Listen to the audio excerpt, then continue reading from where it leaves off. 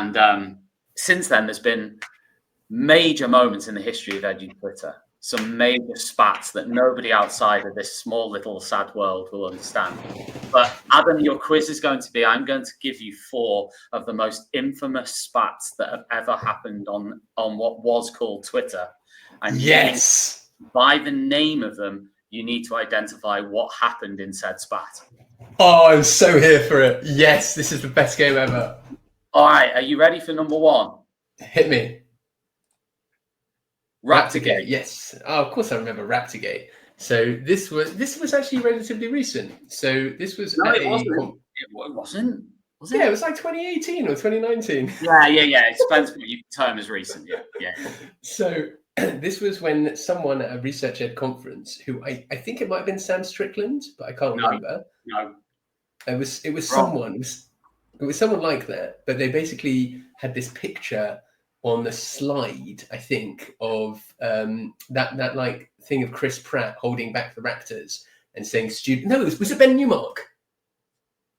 Yes, it was Ben Newmark, and said that teaching is like you have to like hold back the Raptors or something, and basically went mental because people were like, how dare you accuse like children of being like raptors, like it's such a terrible metaphor, blah blah blah blah. And then like so like a whole bunch of like the nice Be Kind crew like pitched in here saying it's awful to refer to children as raptors, and then everyone on the less Be Kind crew was like, well, hang on a second, the king of the Be Kind crew wrote a book called Getting the Buggers to Behave, so why is it okay to refer to them as buggers but not as raptors? Yes, that was a great one. Thank you, Tom. Did I get it right eventually? I got this took me a while of digging through searching, but this was the original quote from Ben Newmark.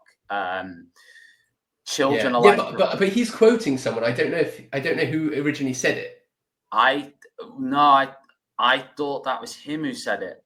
I think he was going through things that he'd said. I could be completely wrong on that. Maybe. Who knows? Yeah, anyway, it blew up, and obviously it was a huge thing, and it trended.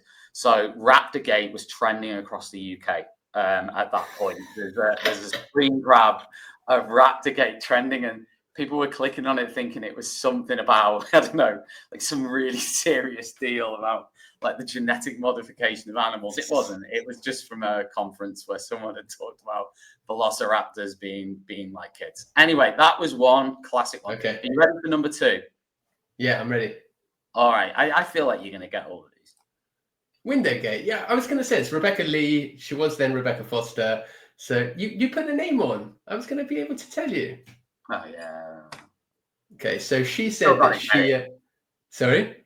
You've still got to know the story. But this is a follow-up. So this was she... So what you're showing here is a follow-up. So she tweeted about... she just took a picture of her classroom. And basically, it was just like a normal, nice classroom. And it's got windows at the back and on the side. And she's got a beautiful view. And the kids are just like... the kids are in the room. The tables and desks are just facing the board or whatever. And someone was like, why don't you turn the chairs around so the children can see the view? And it was basically like, everyone else was like, are you mad? And then it just turned into this like huge thing. And if I remember correctly, there ended up being a debate about Shakespeare, like about whether or not Shakespeare was any good. It like just went completely, because Rebecca is an English teacher and Rebecca takes no shit, right? Rebecca is like, I love her. She's an amazing person. And she's more than happy to like call out nonsense, and it just went bonkers, and it lasted for days and days and days, and then eventually she did some like follow-up where she'd like rearrange the classroom to face all the windows and stuff. That was a really good one. That was quality. Nonsense. That went big. Windowgate. I think that was like 2017 or something in the annals of Edu Twitter. Let's have a look at the next one. Biscuitgate. So this is when a well-known Twitter account, Gwendolope, sent biscuits to Sean Harford. So Sean Harford was the director of education at Ofsted, which meant he was basically second in charge. And at the time, it was towards the end of Will Shaw. I don't think Spielman had taken over yet. But no. Sean was basically a big legend.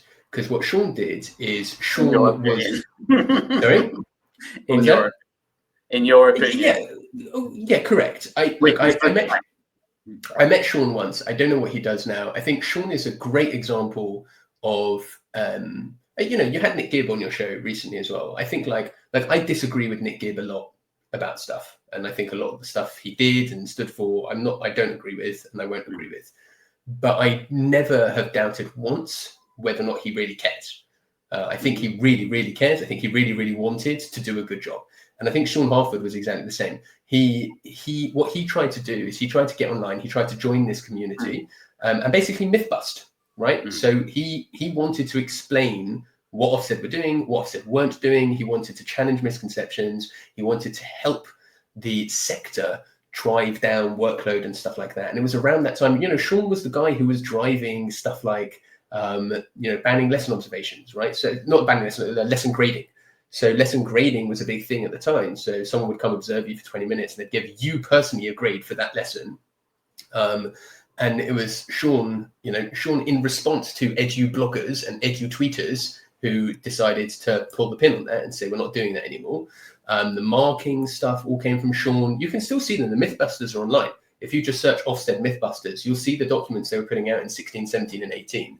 But anyway, so where was I? So they sent, so this account sent Sean the biscuits. And I can't remember why, because there'd been some kind of big argument or pile-on or whatever about Sean. I don't know, because he was always getting involved in these fracases, and it just went, again, bonkers, and loads of people talking about how inappropriate it was to send him biscuits and stuff like that.